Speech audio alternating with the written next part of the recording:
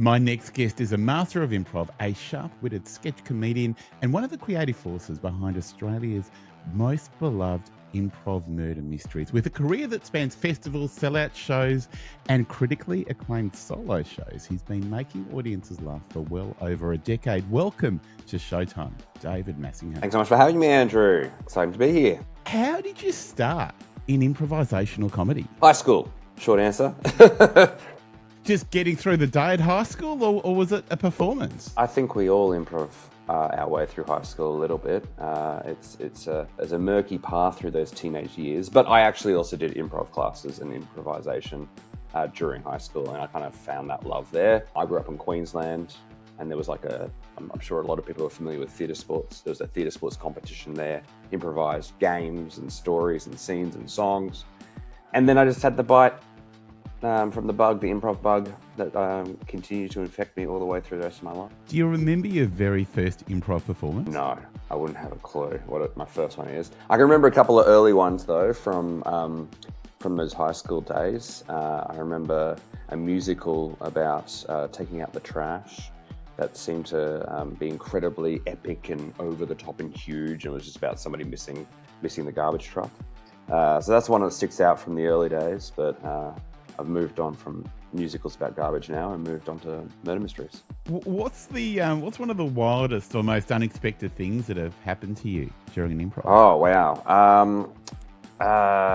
it's a pretty varied art form in that you can really travel anywhere. Obviously, at the moment, I'm focused on a whodunit, an Agatha Christie style whodunit, but I've done scenes that are set on other planets. I've done stories that are set in the past and the future. Scenes that are set around a corner shop and all the machinations involving various people who work there. So it's difficult to kind of pin down one particular thing. That's the other thing about it. It's such an ephemeral art form, beloved and exciting in the moment, but you sometimes just kind of let it fritter away. It's one of those art forms that I don't think works as well when it's recorded and filmed. I sometimes see recorded examples of improv shows from other people's performances, and it really is about being there in the room and being in that shared contract, the audience knowing this is being created in front of their eyes. There's this tightrope that all the performers are walking across. They could tumble off and make a mistake at any moment. They don't know what they're about to say half the time, and I think that's why it's such an exciting show type to watch. And obviously every audience is different and every performance is different, but are there similarities between audiences in Brisbane versus audiences in Melbourne, for example? Can be the case, yeah. Sometimes I think there's a shared sort of language. People like a lot of the same sorts of things. With us, because we're doing an improvised whodunit, we do attract a lot of people who love cozy murder mysteries. There's the people who love the Agatha Christies, there's the people who love the Midsummer Murders. There's the people who maybe have only kind of come into murder mysteries through more recent things like Knives Out and those sorts of new waves of whodunits. But I think there is a shared love of trying to solve a mystery together. Some audiences are, hollering and whooping and crawling along whilst that's happening, and some of them are more sort of sitting in their chair trying to, really puzzle it out. But I think it all comes, for us anyway, from a shared love of the whodunit. And of course, you're referring to Murder Village. How did the concept come about? Where was the idea born? I love whodunits. I've loved them since I was a kid. I remember watching, Hercule Poirot's with my mum on the couch when I was pretty young. And I love improv, and I think, it was natural to kind of marry the two of them together. So I did a show when I was based back in Brisbane called Agatha Homes for a number of years that I developed. And once that came to kind of its natural end, I wanted to still kind of play around with Agatha Christie style whodunits in an improv setting. But I kind of wanted to widen the scope a little bit. And so that's why this show, Murder Village, is set in an entire village. If you were to come along and see 4 or 5 different shows, you'd hopefully get a sense of the different members of the populace, because each performer will come up with a bunch of different characters in advance of the show, and then the audience will vote for who dies each night and who is the killer. So the hope is that we might have returning characters who haven't died before. If you come multiple times, you might maybe meet the priest and the librarian one night, and maybe the next night you'll see the tea shop owner and the colonel. But they may be referring to other characters within that village. So it kind of gives that sort of, hopefully, a sense of a world built around this little whodunit hamlet. You're the creator of Murder Village, obviously, and it's an improvisational piece. How much of it have you pre-created, and how much of it is the improv? It's pretty clearly delineated for us. Like, we come up with the characters in advance, so we want to have sort of like an immersive world. So everyone's got their costumes. You kind of come in, and you'll probably be able to spot who the colonel is based on what they're wearing. Be able to spot who the priest is based on what they're wearing. So we'll come up with the characters in advance. What we won't do is come up with the relationships. So that will all be improvised on the night. So I, as a director, will kind of go, okay, we've got all these characters that my cast has kind of developed in rehearsals. And maybe this character and that character could be fun together. And they basically find out on the night who they're playing.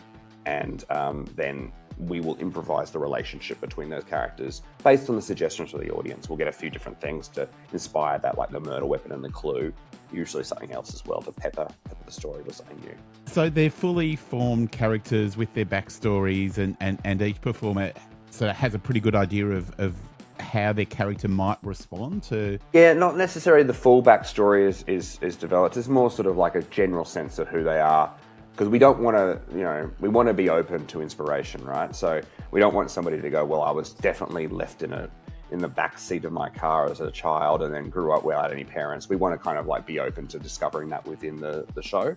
So we'll kind of come up with a character. For example, I'm in Adelaide Fringe right now. We just had a show last night. We've had a character who died. She was a twisted sort of ancient old sort of dowager character, this lady called Lady Vera Bathchair. And her character, we know that she's kind of like this sort of very rich, very miserly, mean character. But we didn't know how she was going to interact with the other characters. We didn't want to, I guess, box ourselves into having to do something. So we found her relationships and the reasons why people would want to do away with her in the improv. I imagine there are people that are seasoned improv audience members that love the art form and come again and again whenever there's a new offering. I imagine there's also a lot of people coming for the first time. How do you make people feel really comfortable to participate when it's a pretty unusual thing to do in a live performance setting? Yeah, no, that's absolutely something you've got to consider. We actually, as the audience are coming in, usually myself and one or two of the other cast members will be out there interacting with them. And, as they're coming in and sitting down and finding their seat, we'll have a bit of a chat in character. And we'll also have, this is a hangover from COVID, of course, got some QR codes. So they fill out a little quiz as they're sitting there waiting for the show to begin. And as they're doing that, they're selecting the victim of the night, selecting the killer of the night, and they've just got like a scant little character description to decide whether the one person should live or die. And they're also, suggesting other things in there. So they're hopefully being lulled into sort of like the world before the show even starts. Once the show itself starts, we actually bring up the fourth wall, so we don't actually interact with the audience that much once the show started, unless they really insist on interacting with us, though we don't encourage that. We generally find that works really well, so people can still interact as we're coming in, but they don't feel any pressure to have to do anything during the show. Hopefully they just can sit back, relax, and try and figure out who did it. Do you get the occasional heckle? Not heckle, but I think sometimes you get people who want to be involved. If it's usually very warm. I don't think we've really had any major issues with guests in the past. Maybe once or twice. We've done 200 shows now, so it's happened once or twice.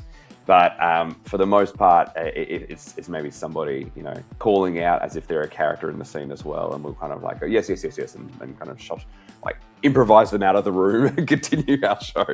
And is it very different every night? Yeah, we've got like a simple structure. Basically, the first half of the show is the lead up to the murder, and then we have the murder in the middle of the show, and then the second half is the investigation of the murder. So within that structure, which is the same, there's a fair bit of variation. It really depends on what sort of energy the characters are bringing. We do have different types of characters. Like one night might be maybe all sort of upper crust members of Murder Village society. Maybe the next night I might have cast characters that are a little bit more middle class or lower class, working class characters. So that can definitely lend a lot of different tones and varieties to the type of show you come along and see. How do you wrap it up at the end? Is there a really clear path in your mind, or do you just follow the story every night and just feed off each other and feed off that audience participation? We definitely do that. It is all really about being connected, and the best shows are the ones when we're really firing. The audience is really there with us, and we can hear that energy and bounces back forth in the room. I mean, any good murder mystery has to finish with a denouement. So we always have that scene where our sleuth, and we've always got a different amateur sleuth there solving the crime. For Melbourne Comedy Festival this year, we've got a brand new sleuth. She's kind of a housekeeper in Murder Village. The idea that, you know, the housekeeper in any particular scenario, you kind of forget they're there, and so they're actually listening and then in and hearing all the information, and then she comes in and solves it at the end.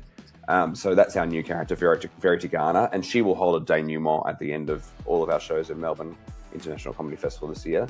And that's her chance to kind of, you know, do the Hercule Poirot, the Miss Marple thing of kind of like going through all the characters, talking about all their little secrets, and then, of course, revealing who the murderer is. We always have a flashback to the murderer as well, so we can see, you know, how it happened. So there's those sorts of things that always happen at the end. We always build to that denouement, but the ways we get there can be very different indeed. Murder Village, an improvised whodunit, is part of the Melbourne Comedy Festival, opening on the 27th of March and running until the 6th of April at the Members Lounge at the Arts Centre Melbourne. For more info and to book tickets, go to comedyfestival.com.au. David, thank you so much. All the very best for the tail end of Adelaide, and then really looking forward to seeing you at the Melbourne Comedy Festival. Absolutely. Thank you so much for having me on the show.